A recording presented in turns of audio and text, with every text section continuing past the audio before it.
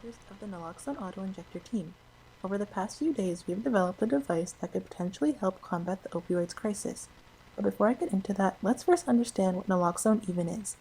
With the emergence of synthetic opioids such as the commonly known fentanyl, there's been a sharp increase in opioid-related deaths due to their increased potency.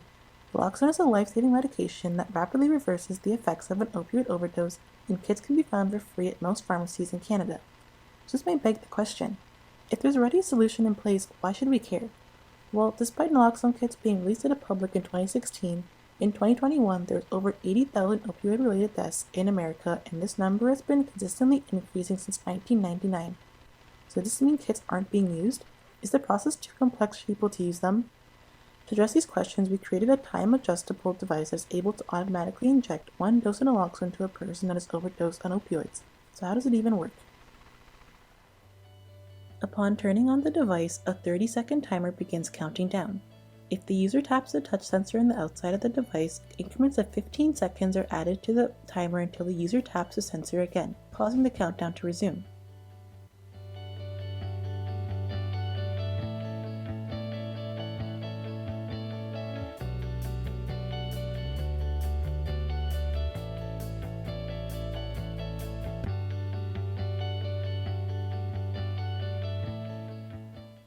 Once the timer reaches 0, the pre-filled syringe will inject and administer a dose of naloxone to the user.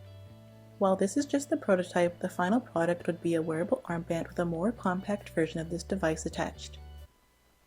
Thank you for listening and taking the time to see our vision in creating a user-friendly solution to save the life of even just one person directly affected by opioids. Well, we're the team for the Naloxone auto-injector. My name is Carolyn. My name is Dishan. My name is Koinsala. And I'm Devi Priya. My name is Andres. Okay, I guess I'll do it in a different order. Right here is the prototype. We have a Arduino connected to a OLED display.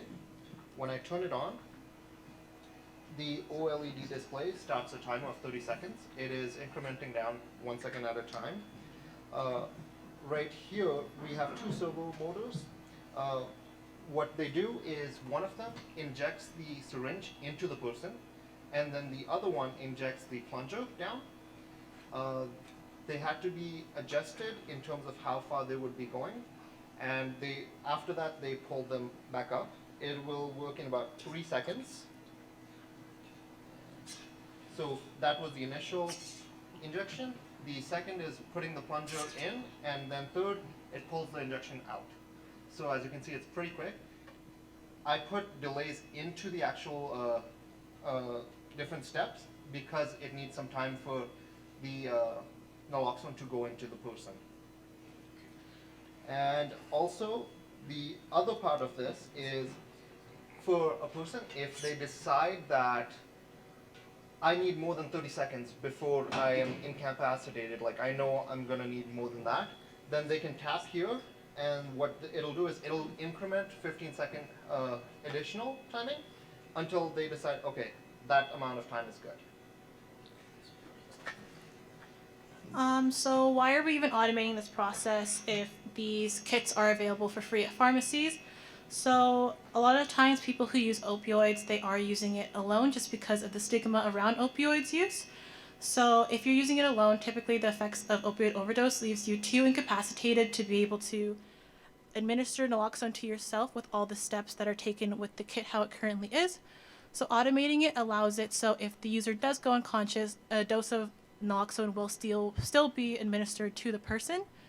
Also, taking it from a different perspective of the person actually administering naloxone to someone, what can happen is that this is a high stress situation, especially if you don't have trained medical experience. So being able to simplify it and make it hassle-free really helps in that sense. And then also with the kits, some addicts will misuse the kits and just take the syringes for their own recreational use. Okay, so for our future plans, for the market product, we plan on making it more compact so it fits on an armband. There are equipment available and we plan on using that. Then also we plan on making it wireless so that as soon as the injection goes in, a signal should be sent to 911 to contact an ambulance. We also plan for the device to have a sensor that would record the heart rate or the breathing rate of a person so that automatically it detects when a person is overdosing,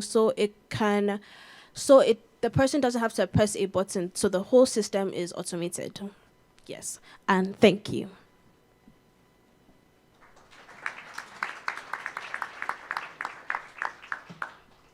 Okay.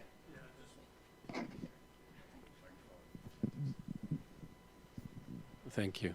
So thank you for the, just wanted to note that you're using American data, is that correct? Yeah. Yeah, so there is a lot of data that can available in Alberta that can actually tell you how many people are having an opioid overdose in this actual zip code in real life every single day, updated every 24 hours. So yeah, using local data and understanding the Canadian problem would have been a good idea rather than the American problem. Yes, thank you very much for the presentation. I really appreciated it. Well thought out, interesting concept. And I just kind of had a question about you'd really taken a lot of it into account. And I did, though, have a question about do you know what, if any, is the risk of being injected with naloxone if you are not taking opioids? Okay, so a problem provider, we asked, oh, sorry. So we asked a problem provider that exact thing, like, is there a risk if a person just takes it? And he said there's no risk. Just the injection itself, when going in, causes pain. So that's the only issue. Hi, really nice presentation. Just wanted to know one thing, that this is an automated machine, right? Yeah. Okay, so how you're going to measure the force of the needle when it's going into my skin? I mean, how do you measure that when you are designing that? So right now we kind of did it based on what we had available. We used servo motors, and we were able to give different angles, right, of how much it should move. We didn't really have a chance to look at exactly how much force it was giving. We didn't have the equipment to measure that. But in a future version where we could do more testing, we could go measuring that and make sure that is the right amount. Also, it always goes the exact same distance. So that we'd always do about half an inch. So it doesn't go very far into the muscle. But that half inch would be half a inch, maybe different for me than different for somebody else because of my body weight, my muscle thickness and everything, considering all the facts, right? Yeah. So typically, when you're injecting naloxone, it really only needs to go in half an inch, even if it's different body types, as it's better if it goes deeper into the muscle because then it can activate quicker. But if it even is just injected subcutaneously, so just under the skin, it'll still be able to take effect. It just may take a bit longer. So did you calculate the time when you were injecting it, like how much time it needs actually going to the muscle and then release the drug into the muscle? Did you measure the time? So that's what I was talking about, is I put delays in between the steps. There was going in, like injecting the syringe into the person, then a 1 to 2 second delay there, then doing the actual plunging of the liquid, and then a 1 second, and then it's going back up, and it goes really quickly. With the syringes that the naloxone kit provides, they actually have the ability, so when it goes all the way down, it actually pulls the needle up by itself, the syringe itself right now. We are not doing that way, just because of the way we have set it up to like tie it together. But with a different syringe, we could do it that way as well, for pulling this needle up. Okay, thank you. Do we have time for one more question? Okay. My quick question. Because if you Michael talked about Canada, and if you're talking about naloxone, this is it's a problem where our system is a public healthcare system. So I'm very curious if you have given any thought to who your customer is and how you're going to sell and commercialize this. So there's a few different ways we could approach this. One way is the customer, because naloxone kits are provided for free. So we could approach this as Alberta Health Services as our customer, and because this availability is this product is automated, it would make it more effective in an individual person kind of case. So they'd probably be interested in investing in this kind of product.